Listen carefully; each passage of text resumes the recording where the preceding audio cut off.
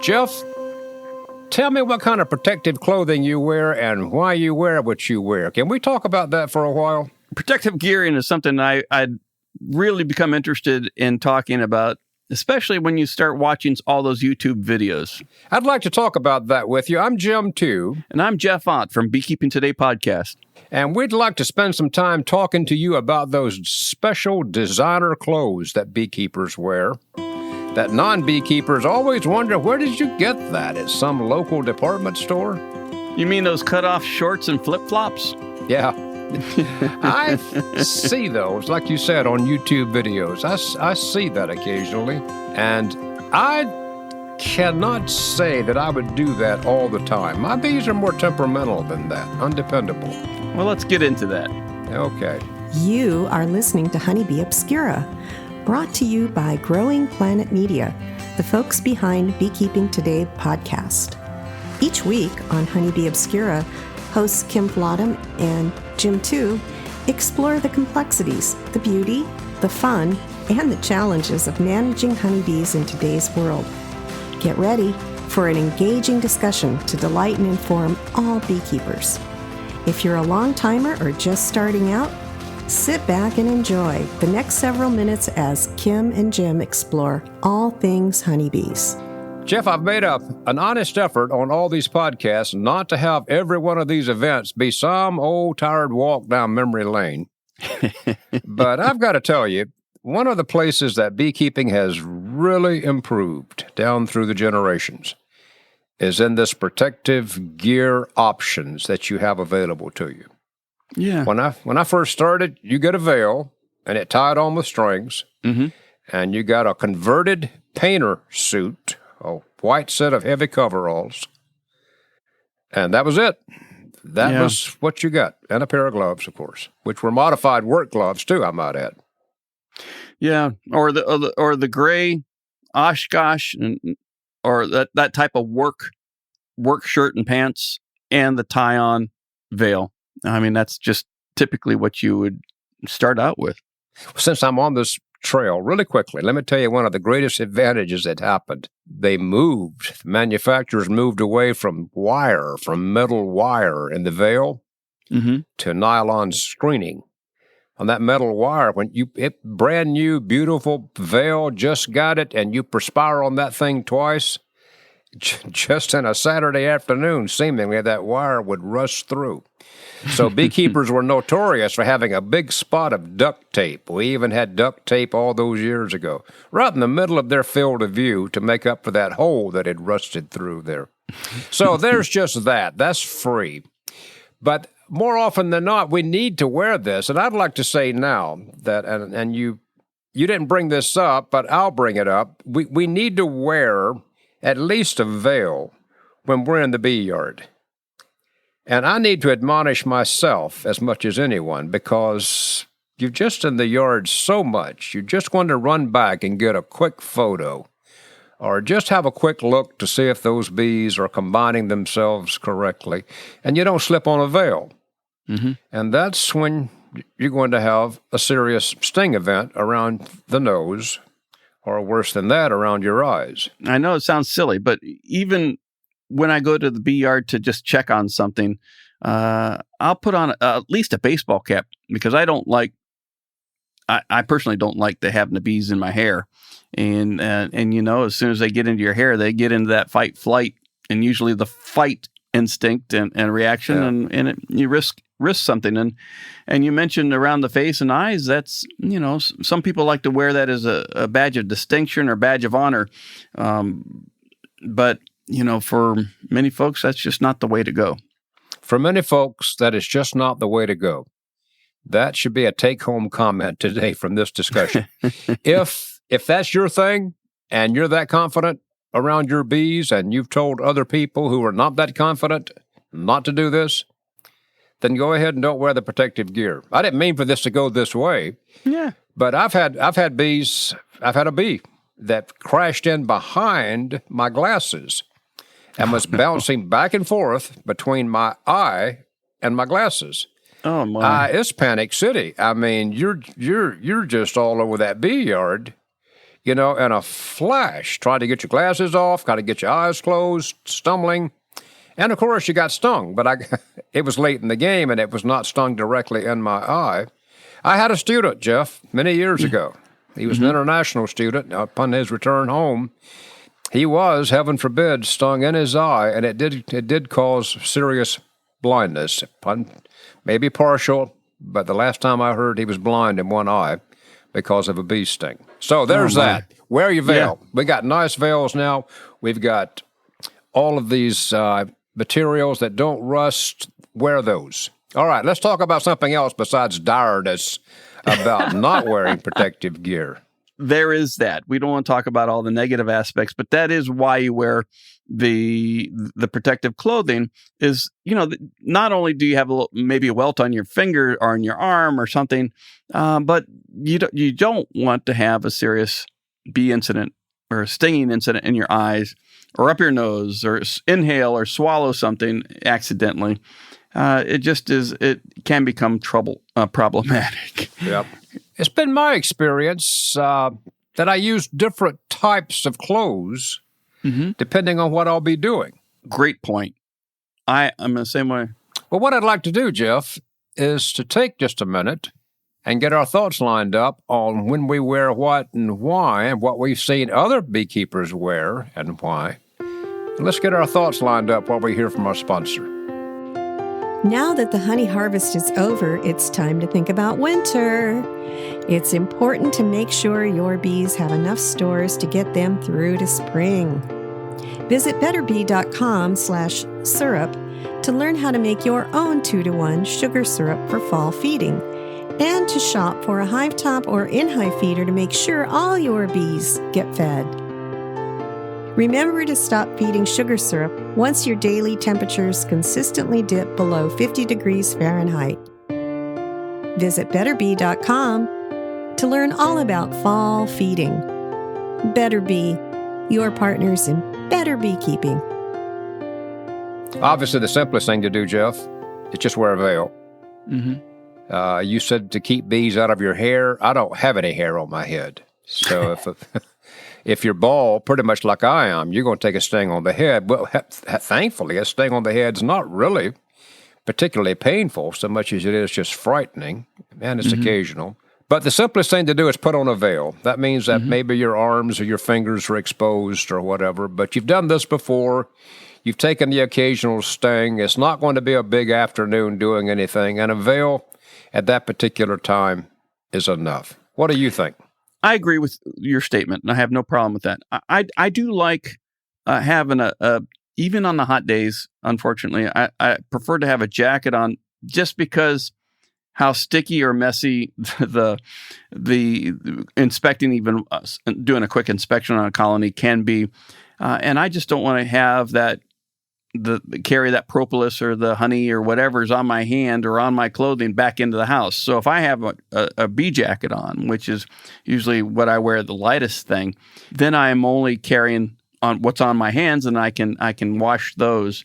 But the jacket stays off, the veil stays off, and I'm good to go that way.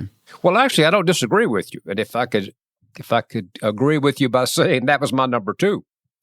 So if I'm going to be out there just a bit longer, then I normally wear half suits, jacket suits that the veil's attached to. You slip this on, and there's usually some queen cage corks, a piece of wire, something in the pockets there that I'm used to having there, just whatever. Magic markers. And queen marking devices, magic markers. It's like, I guess I don't carry that much, but this handy to have that around. So you slip on this bee suit, zip it up, and then you just have a little bit of confidence as you move along there. So anyway, starting at nothing, wearing a veil, to wearing a half suit, just to slip that on, that's quick and dirty. Now, on those nights, I'm just a hobby beekeeper now. I have always been either an academic beekeeper or a hobby beekeeper, but in days gone by, I moved a lot more bees, and I worked with people who were moving colonies for pollination and whatever.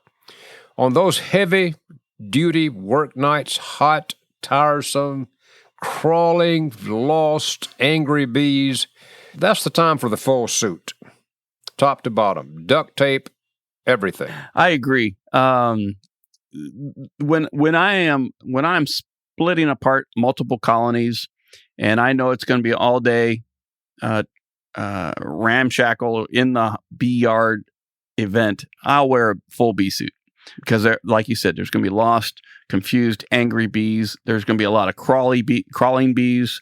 That's when I like to pull out the full bee suit. I rarely do that anymore. But I want to rush. I want to just wait just a fraction of a second for you to stop talking so I can say, that's easy for you and me because we live in fairly cool climates. But if you're in those hot climates and Alabama and Florida, the West, Southwest, and you put that full suit on and it's above 90, it is incredibly hot in that suit. So you sweat yourself wet, and then the bees can do a better job of stinging through that suit. So I don't want to turn off or annoy or frustrate the people listening who just love keeping bees and doing the work. But the more work you do, the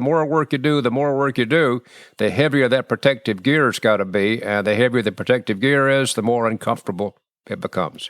Well, there are those bee suits, and I've never worn one, but I've seen them advertised and seen them on the YouTube videos enough. They're that kind of like a foam, a thin layer of breathable foam that is supposed to be cooler than a typical cotton cloth protective coat or bee suit. Have you ever worn one of those? I have worn one of those. It was years ago. It's manufactured by a company that's probably not in, I don't know. It was manufactured by a company in Louisiana. I don't want to say that and them not be in business now, but it was a breathable material, and it was mainly because the material was about 3/8 of an inch thick. And it wasn't that the bees would not try to sting you. It wasn't that the bees didn't know you were in there. It's just their stinger would not physically reach to you in most cases. And it was all right. It was a little bit scratchy, a little bit itchy. So you had to, you wanted a T-shirt on underneath or something. But it worked. You know, you made me have another thought. We had an experimental design. It was a hazmat cooling system.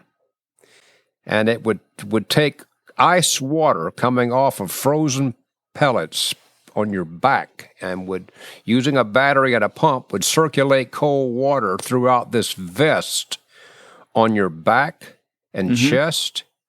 So we tried to put it out under our bee suit, and it was weird. I mean, your head is 96 degrees, on the sun. Your legs are burning up. Your arms and hands are hot.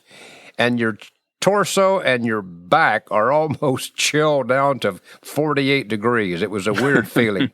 We've tried all kinds of protective gear down through the years. And the thing that I like now the most, the simplest thing that someone did that made life so much easier was the veil that zips open. So you can unzip the veil, take a drink of water, eat a sandwich, zip it back up, and go back to the bees. Because if no heavy suits on, we just described those half suits, you have to open all that up, take that veil off to get it off. Bees here, bees there, wet, sweaty, sticky. That just unzipping that veil. If I had to make a comment, that I don't know really who manufactured them enough to list them, but that's a nice addition to a bee suit. Yeah, just even getting a drink of water sometimes out in a bee yard and having a quick access would be wonderful. So I enjoy those very much. Most of them are still white. Does it matter to you about the color? You can get some in color. Yeah. But most of them are still snow white. I guess that is for coolness. Two comments on the color. One is I like a darker color when I'm working with the bees at night, or if I'm moving bees at night, I like the gray or darker color so it just doesn't reflect the light from headlights and everything as much. And also, if you're mentoring or if you're teaching classes, I like having a different color in my, and I usually wear the jacket, but the jacket is a different color just so I stand out in the group and I can be found quicker that way. You're like the tour guide who holds the umbrella over their head. You don't have to do that because you're the guy in the red bee suit over there. I like that. That works well. Well, it's not red. It doesn't stand out that big, but I have seen red bee suits. So, there's various companies where you can order the colors that you want. One of the things we haven't talked about yet, but it's probably on the very first list of every new beekeeper's purchases, is a set of bee gloves. And I know there's some controversy whether you wear gloves or don't wear gloves, or I shouldn't say controversy, but there's social pressure within the beekeeping community whether and to wear gloves or not wear gloves, and all the rights and wrongs for doing so.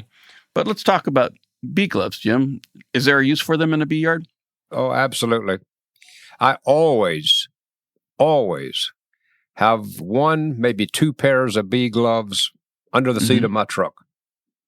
So I'm in the bee yard, and things started off pretty good, but this is really getting to be obnoxious. The bees are stinging too much. Maybe it's early August, and it's hot and dry, no nectar flow.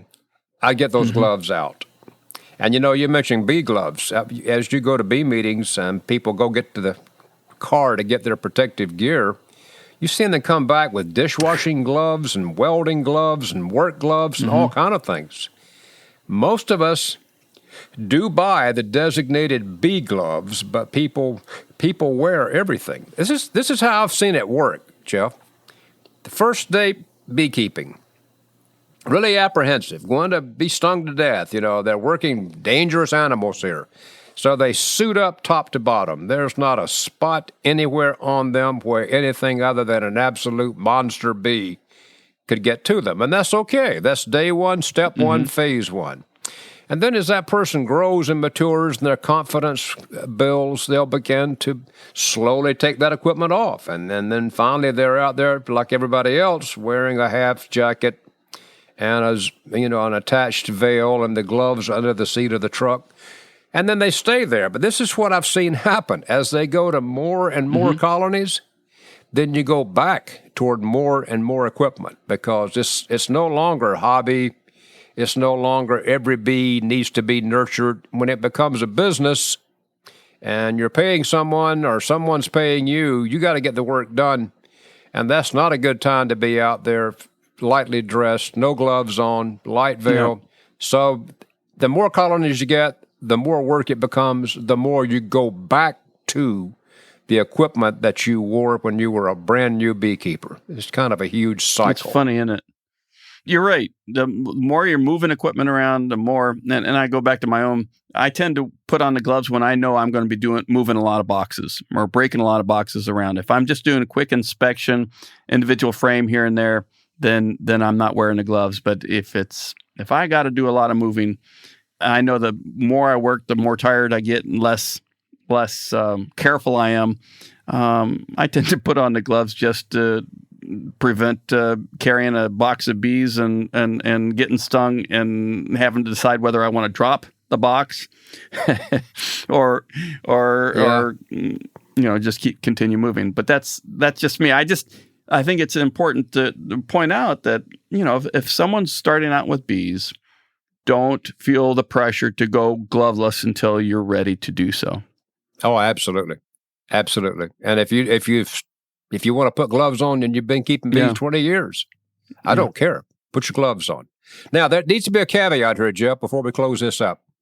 If you are some kind of apiary inspector, you probably really need to either use disposable gloves or probably not wear gloves at all, and then wash your hands before and after. It doesn't make a good impression to go in with those classic propolis-covered, tired, well-worn bee gloves where you've just come from the most diseased beekeeper in the state, and now you're going to inspect my hives with those gloves. So, and that hive tool. And that hive tool. So if that needs to be a particular unique situation where maybe you're working a lot of bees, but you should not have a lot of gloves on most of the time. Yeah, and you'll see a lot of the videos and talk to the Bee Informed Partnership inspectors and transfer folks. They will be wearing those bright blue medical gloves as they go through hives, and they can just dispose of them as they need to. Yep. Okay, as we wind down and we've prepared to end this, let me ask you this last question. Okay. What equipment do you have right now What's your range of protective gear that you have right now? Oh, the range? I just have 3 pieces, I guess. I have a full bee suit. I have a jacket and gloves. And the bee suit and the jacket are, I mentioned a brand name, but they're not a sponsor, BJ Sheriff. And it's all combined one kit. And that's what I've had since the 80s, really. Remarkably the same, except I also have standalone veils. Yeah. So I have a veil that you can just put on quickly. I have the typical jacket type half suit. And then for those really bad days, long nights, I've got the full suit. But when I get that thing out, it's going to be a miserable time with all that kind of work coming up. So, wear what you need, beekeepers. Wear what you're comfortable with. Wear what you got. But wear it. Always, back where we started, protect your eyes and your nose. Otherwise, it's going to be some painful, potentially dangerous stings. I would recommend you go ahead and get a real bee suit, though, or bee jacket with a veil. And don't try to home make it with just a couple shirt and bunches of duct tape and leather gloves. Just outfit yourself properly for the hobby, and you'll be more successful. You'll be cooler in the temperature sense, and you'll be a happier beekeeper. I can't add anything to that. Nicely said. Good equipment equals a good experience. Yep. In most cases. That's my experience. Can we thank everyone for listening? Because if they've hung on now, they've spent about 25 minutes here or so listening to us ramble on. And in 25 minutes, we can't cover everything, but get a nice bee suit. Take care of yourself. I enjoyed it, Jeff. Thanks a lot, Jim. Thanks for inviting me on. Yep. Bye-bye.